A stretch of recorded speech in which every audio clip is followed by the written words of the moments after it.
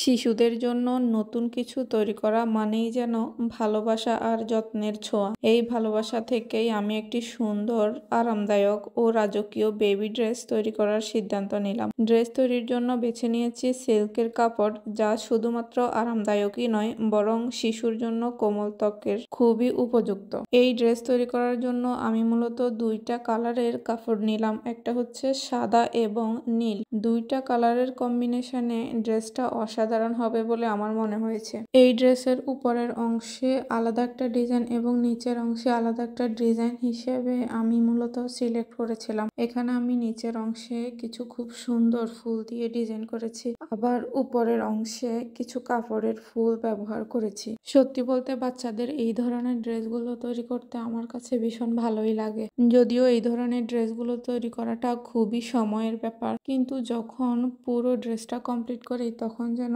আমার পরিশ্রম মনে হয় না। একটি ড্রেসের শুরু থেকে শেষ পর্যন্ত অনেক বেশি পরিশ্রম দিতে হয়, কিন্তু যখন ফাইনাল আউটপুটটা দেখি তখন কিন্তু খুবই ভালো লাগে। তবে এই ড্রেসের ফ্যাব্রিক নির্বাচন করতে গিয়ে আমি সফট ক্রেপ সিল্কটা নিয়েছি, যা একটি শিশুকে অনেক বেশি আরামদায়ক হিসেবে ব্যবহার করা যেতে পারে, যাতে শিশুর জন্য কাপড়টি খুব বেশি মোটা বা ভারী না হয়, সেটাই ছিল আমার মূল লক্ষ্য। আসলে ছোট বাচ্চাদের জন্য নরম এবং কোমলদায়ক কাপড়গুলো আমরা যদি ব্যবহার করি তাহলে একটু বেশি ভালো হয়। যখন আমি ড্রেসটি পুরোপুরি তৈরি করার পর এটি হাতে নিলাম, সত্যি আসলে মুগ্ধ হয়ে গিয়েছিলাম। নরম কাপড় এবং খুব সুন্দর একটি ডিজাইনের জন্য মূলত এটি একেবারে রাজকীয় বেবি ড্রেসের মতো মনে হচ্ছিল। যে কোনো শিশু পরার পর কিন্তু এটা দেখতে বেশ ভালো লাগবে। এই ড্রেসটা শুধুমাত্র দেখতে সুন্দর নয়, বরং যত্ন নিয়ে তৈরি করার কারণে এটি কিন্তু অনেক বেশি আরামদায়ক এবং শিশুর জন্য